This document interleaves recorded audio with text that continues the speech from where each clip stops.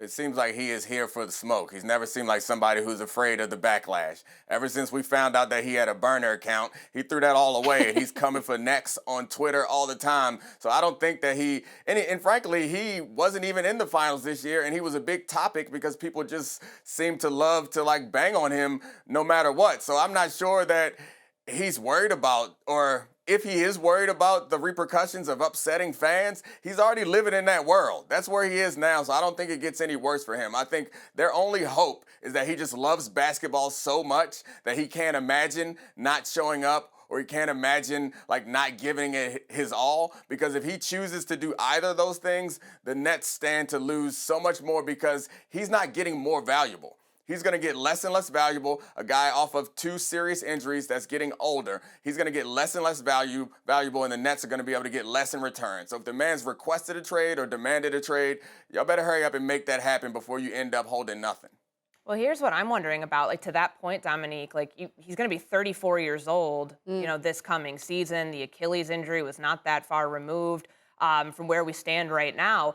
Like, what's in terms of his leverage and what other teams may think? I mean, there's no team, doesn't seem to be teams lining up right now to try to sign Kevin Durant. Otherwise, wouldn't something have happened? And I mean, we know that the asking price could be astronomical. We just saw what Rudy Gobert went for from Utah to the Minnesota Timberwolves. So very clearly, probably not the best time for Kevin Durant to, essentially ask out of Brooklyn. But what's like stopping other teams from asking, is he going to do this again 12 months from now? Like, would that potentially hurt his leverage? Because people think that he might be trying to pull this stunt somewhere else if he's not happy, if it's not a perfect situation. And like, would teams really be willing to hedge their future on that? If this is a pattern, They should be. It's a risky business. You got to take chances. You better take that chance if you want to win a championship. If you want something safer and more reliable, I don't know. Go be a trash man. If you want to win a championship and you want to be a GM, you're gonna have to take some risk here and there. Maybe Kevin will like it.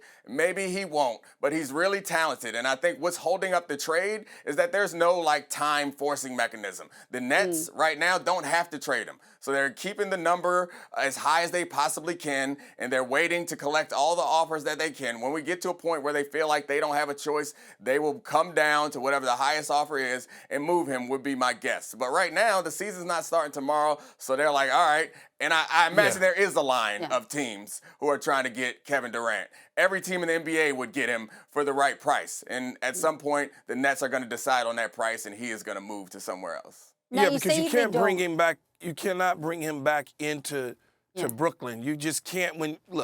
When you tell an athlete that you don't really want him anymore. Now, they didn't say that. He asked for the request. But the fact that you are out there in the universe looking for trade partners is telling me as an athlete, you really don't want me anymore, even though I asked for the trade request. You didn't come begging and pleading and saying, there is no way we are trading you. Similar to the Donovan Mitchell situation when people came to them and said, hey, Utah, we're interested in Donovan Mitchell. You know what Utah said? We're not trading him. Then they came back out and said, well, if you're going to give us your entire stadium, your payroll, and everything else, then we'll entertain that.